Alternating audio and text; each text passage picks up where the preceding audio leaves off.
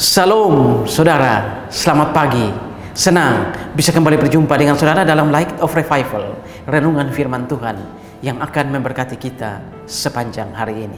Mari kita melihat ayat kita, Markus 6 ayat 2 dan 3. Pada hari Sabat ia mulai mengajar di rumah ibadat, dan jemaat yang besar takjub ketika mendengar dia, dan mereka berkata, dari mana diperoleh semuanya itu?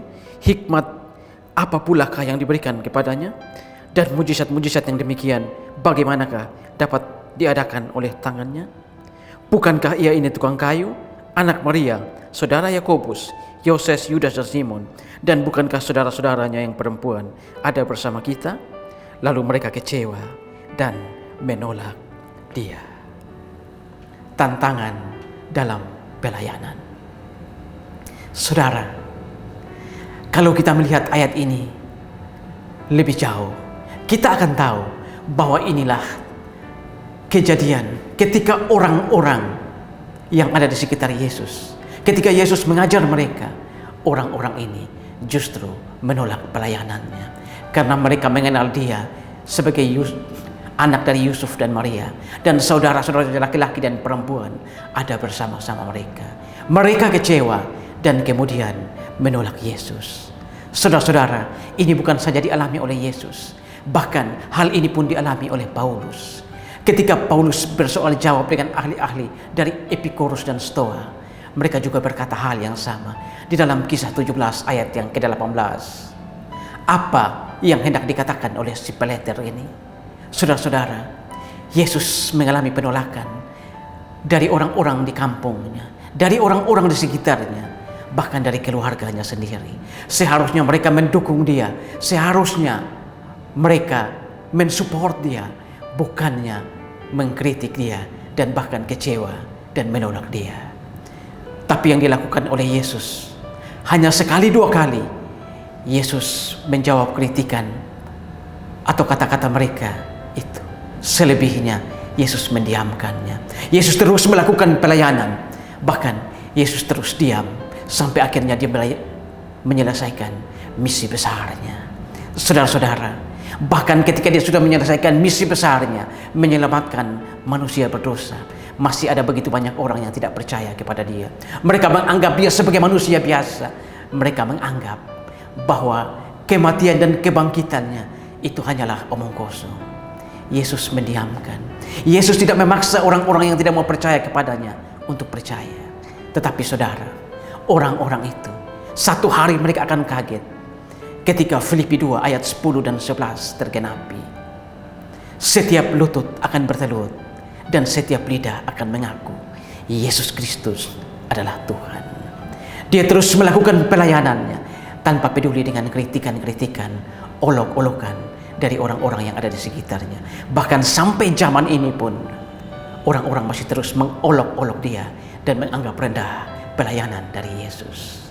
Saudara-saudara, bukankah kita pun sebagai pengikut Yesus, sebagai orang muda Kristen, sebagai orang-orang yang melayani, kita pun mengalami hal yang sama seperti dialami oleh Yesus maupun oleh Paulus? Terkadang ketika kita melakukan pelayanan, kita menerima begitu banyak olok-olokan, tertawaan, atau bahkan kritikan-kritikan yang begitu pedas. Saudara-saudara, jika kita mengalami semua itu, jangan kecewa, jangan meninggalkan pelayanan.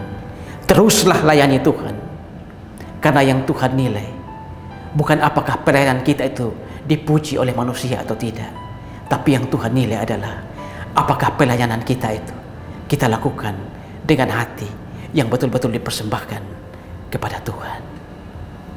Saudara, satu-satunya burung yang berani mematuk Raja Wali adalah burung gagak.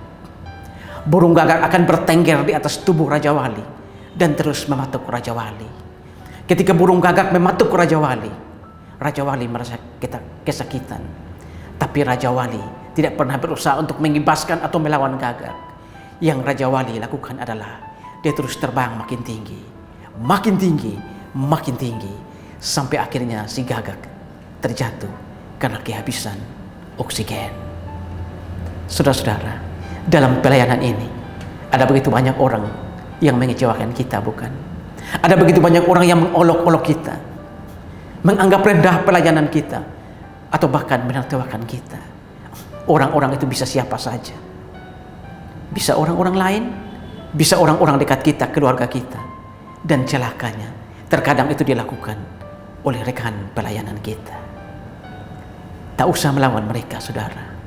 Biarkan mereka dengan cemoohan mereka. Biarkan mereka dengan kritikan mereka. Biarkan mereka dengan tertawaan mereka kepada kita ketika kita melayani Tuhan. Yang harus kita lakukan adalah teruslah bergantung pada Tuhan, berharap pada Tuhan, terus lakukan pelayanan kita, terus kembangkan potensi diri kita, dan saya dan saudara akan melihat bagaimana sang gagak itu akan terjatuh karena kehabisan oksigen. Saudara, pagi ini teruslah melayani Tuhan.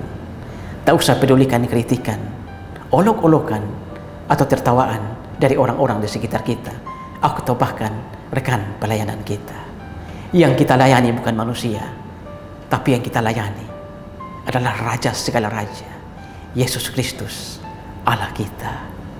Ingat saudara, yang Tuhan nilai bukan apakah pelayanan kita dipuji oleh manusia atau tidak, tapi yang Tuhan nilai adalah apakah pelayanan kita itu kita lakukan dengan hati yang benar-benar dipersembahkan bagi Tuhan.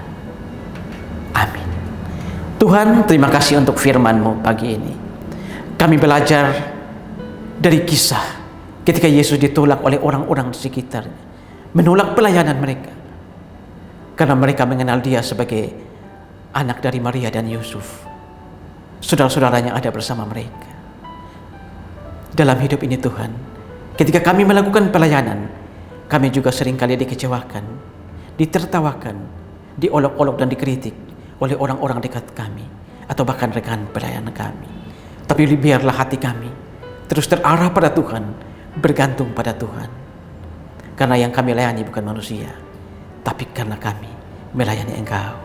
Terima kasih Tuhan, dimuliakanlah Engkau di atas firman-Mu. Amin.